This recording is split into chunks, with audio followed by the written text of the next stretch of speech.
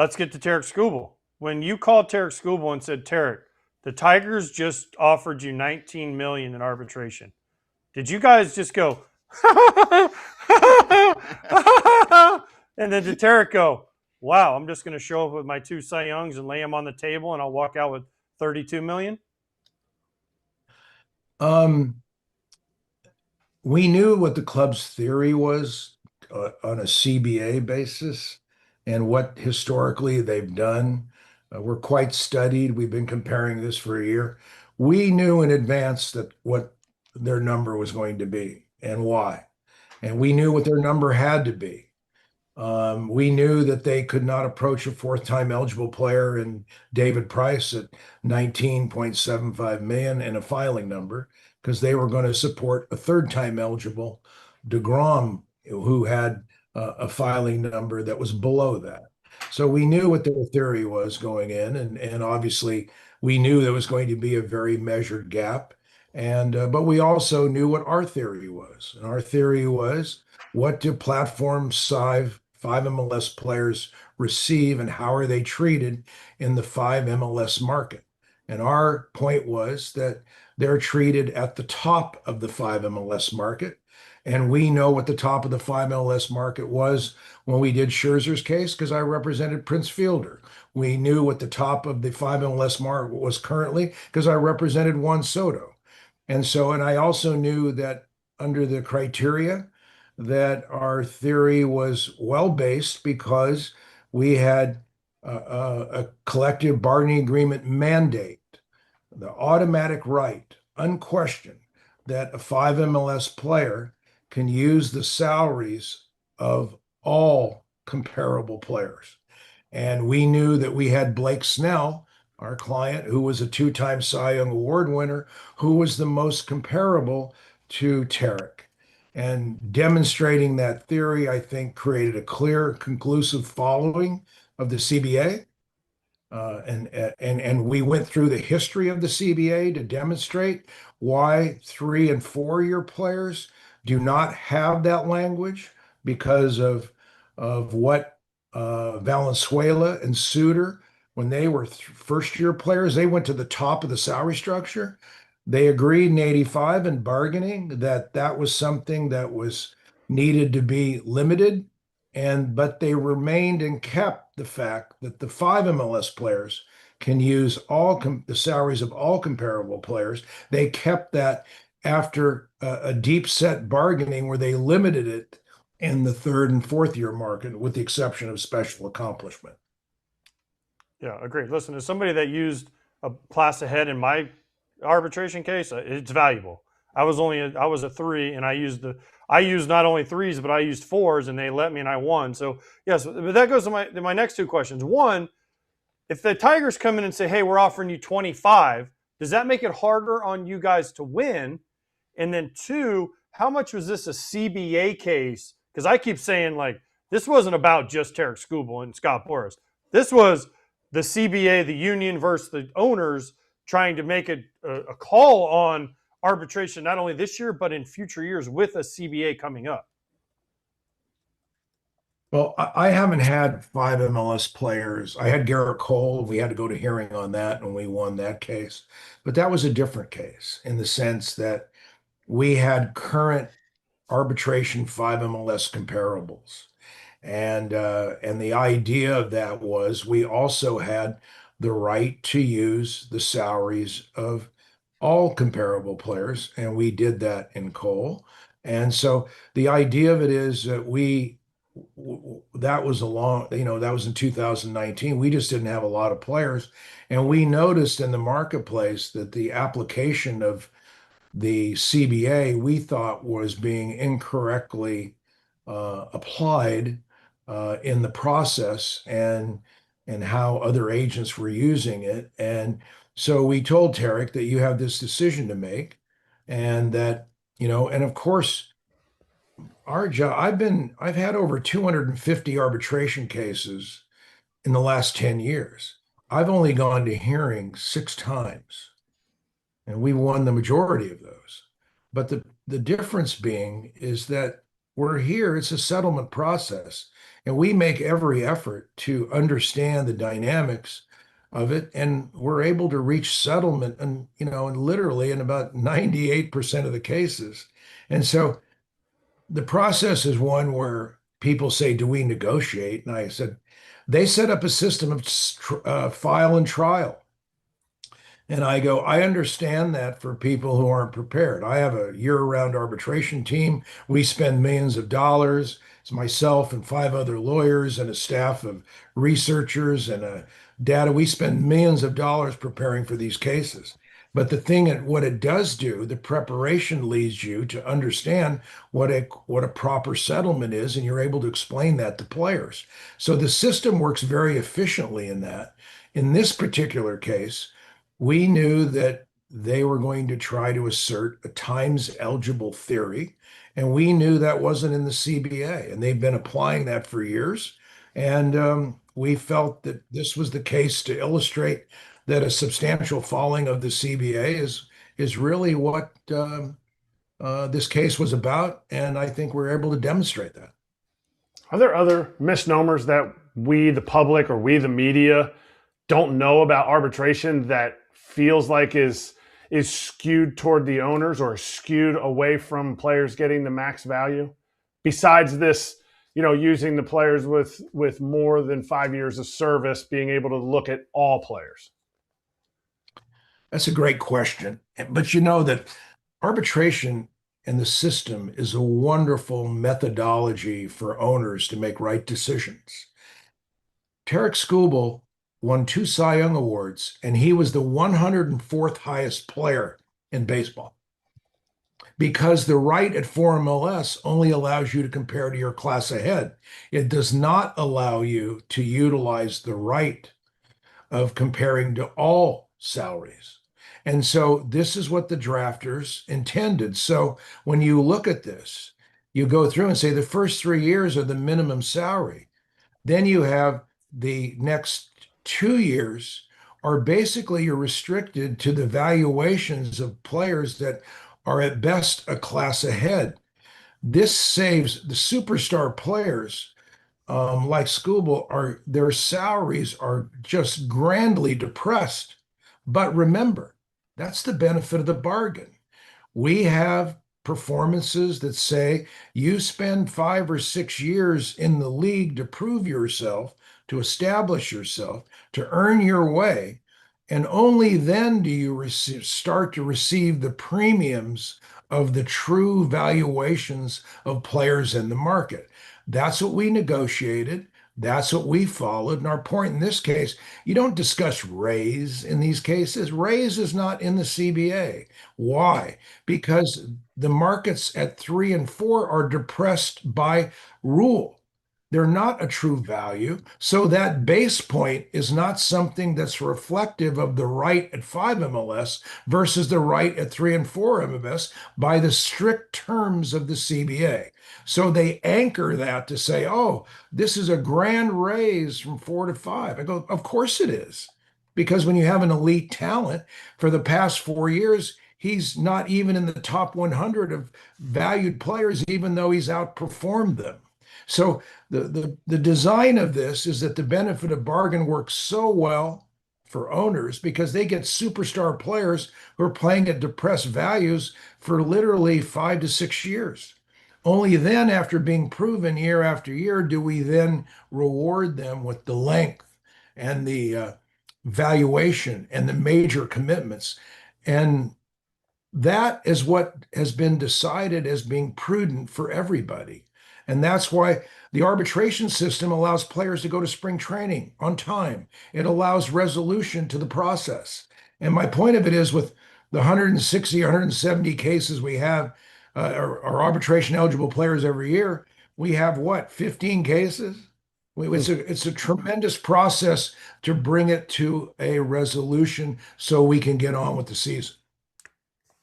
Scott, can you tell us what the Tigers' argument was against Tarik Skubal? Because other than I get the dollar figure, but what else could they possibly have said? Hey, Tarik, the last 2 years, man, we didn't win the World Series, but you won 2 Cy Youngs, but there was that bunt in Cleveland that one day that, you threw away that really cost us the division, even though we beat them in the playoffs. Like, how does the club argue against, other than they just say that they just use the numbers, the numbers, the numbers? Because I know, again, I keep going back to when I went, it was 20 plus years ago, but they kind of, not that they got personal, but they take shots at players and they use things that are sometimes like, wait, that doesn't really make a lot of sense to the player and to the agent. So what can you tell us a little bit of what the Tigers used against him, other than just, well, no player's ever made this much? Well, I think the part was that um, they enjoy targeting myself in these hearings a lot, because of the fact that we're seeking what they consider to be extraordinary positions. How do they emulate that? They go and they say, DeGrom's first 4 years of performance, because Tarik was hurt early in his career and such, and they relied on the fact that the clay of DeGrom to sculpture that to say he was better. And when you look at the 4 year comparison, because DeGrom was so good the first couple of years of his career, and his platform season at 4 MLS was an extraordinary season. It was really a great year.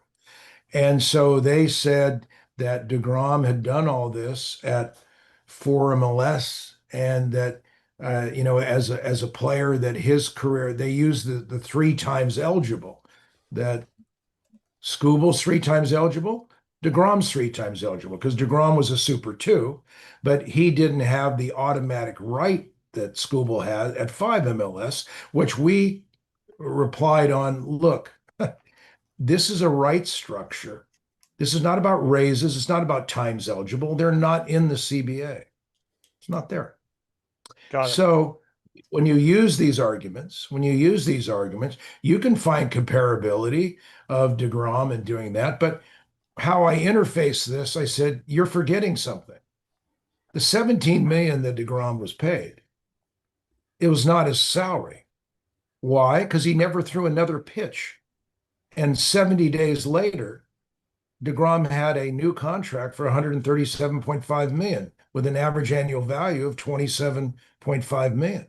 I go, this settlement was a placeholder for a deal that they were working on. That wasn't his true salary that he performed under. So when you look at 17 million, keep that in reference that it really was a placeholder for a future negotiation. And often teams do that. Let's just settle. We're not going to apply this. Don't worry about it. We're going to get to the multi-year contract. So the multi-year contract actually has more relevance because that's the contract he performed under and played under. And the other part of it is you use simple logic. These contracts are 7, 8, 10, 12 years old. They brought in Scherzer, Arrieta, all of these things. And I just said, I'm a business owner. You have a great employee. He has his 2 best years. And you go into this and you say, how am I going to reward him? And the employer says, you know what? You're the best employee I have. You had 2 great years. You're so good. I'm going to compare you to the only person I can compare you to, and that's the best employee I've had 10 years ago. So I'm going to give you his salary that he got 10 years ago. And I said, well, the employee would say, what? There are current players that are making current values. Why would you ever choose the salary of somebody 8 to 10 years ago? And the employer says, because you're so good, it's the only one I can compare to. And I said, the employee would leave. He would leave because he's treated that way. And I said, but the difference here is that Tarik Skubal can't leave. And so that's why he's reliant on this process and this panel to justify that his performance is placed in what the bargaining parties agreed to, which is the current market. And you're exchanged with exhibits. You're given those things annually. You know what the salaries are. They're there before you. And listed in those exhibits is none other than Blake Snell. And of course, we hear, oh, this thing is about Soto, Snell, Burns, Arrieta, Scherzer. It's all about the Boras clients. And I go, well, we're blessed to represent great players. But the truth of the matter is that the five MLS top of the market for a platform Cy Young is what the truth of the value of Tarik Skubal is. And that was based upon what we did with Max Scherzer with the very Detroit Tigers, the very same ownership. Absolutely. All right. So, by the way, I love your chair that disappears every time you move. The chair behind you, it must be just your left, right shoulder.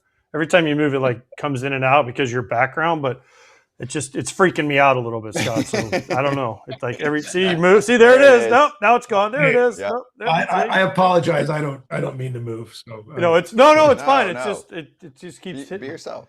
Yeah.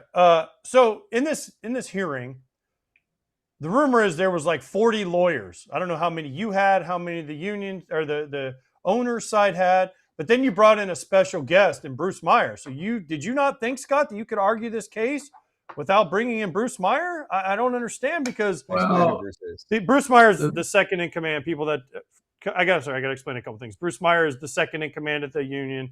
And MLS, by the way, is not Major League Soccer. It's Major League Service Time. So people out there listening are like, why is he talking soccer all the time? So, but I figured, Scott, with you just want to argue it, but then you brought in Bruce Meyer for help. I was like, wait a second, this doesn't sound like the Scott Boras that we've heard about. Well, no, you have 30 minutes in rebuttal, and I took 25 of it. But I felt I needed the bargaining party of the union to explain and certify that our interpretation of the CBA was consistent with what the union's position was. And I think it was important for the panel to do that. And Bruce did an excellent job of coming in for 5 minutes and say, look, this interpretation they're speaking of is exactly right. This is exactly how this works. This is the history. You've been given the history. We agree with this. And the reality of it is that being the deputy director of the Major League Baseball Players Association, their interpretation of the CBA is exactly in accordance with ours. And exactly when we bargain, this is what we do and how we do it. And we wanted the panel to know. I mean, these arbitrators are, in the legal community, these men and women are elite. They are brilliant minds. They're well written, they're studied. They are members of the National Arbitration Association. It's a high order group.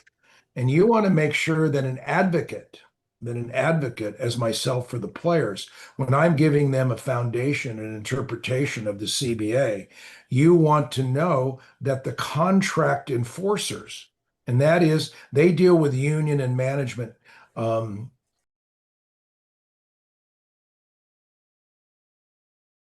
the representatives of the union, that the advocate is actually addressing the CBA in the same manner as the governing body, which under the National Labor Relations Act is the sanctioned representatives of the players. The advocates like myself are given the privilege from the NLRB and through the MLBPA to negotiate and represent players individually. But the true representatives under the National Labor Relations Act is the MLBPA, and they are the ones that would have to certify our interpretation. And I wanted to make sure in the hearing that we allotted a few minutes for that to be done. Scott, you're a lawyer, and I don't think lawyers deal with hypotheticals, but in my life, I love hypotheticals. Was there a hypothetical number that you would have agreed to had the Tigers not been trial and file? And what, if you can't give us that number, was it less than the 32 that Skubal got?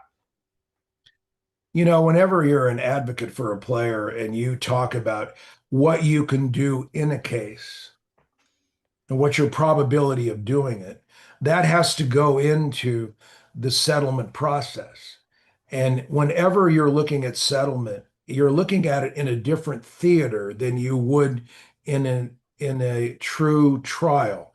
When you walk into those rooms, it's three arbitrators. And yeah, there's like 50, 60 people in that room. It's the lion's den. It is. You go in, it's intense. It's there. It's a moment. And you know, in that room, a lot of things can happen. A lot of things can. And you try to tactically and strategically apply. It's a completely different environment than a settlement environment. And you have to understand that and entertain that, and that know that everything that you may demand in as an advocate in a trial setting is that there is a valuation in there that must consider that the mere fact that the arbitration panel can decide on an argument that is not what you consider the best argument, but their argument. So all those factors have to be considered. And of course, in settlement discussions, you're looking at how two parties interpret it in conversation, in oral advocacy with one another.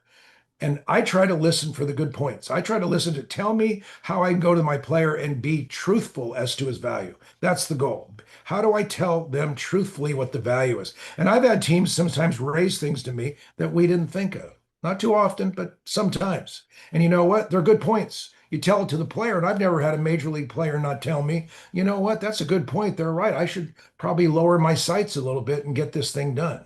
But I think the truth of what you do in settlement is that over 10 years, over 250 cases, and we're settling all of them but six.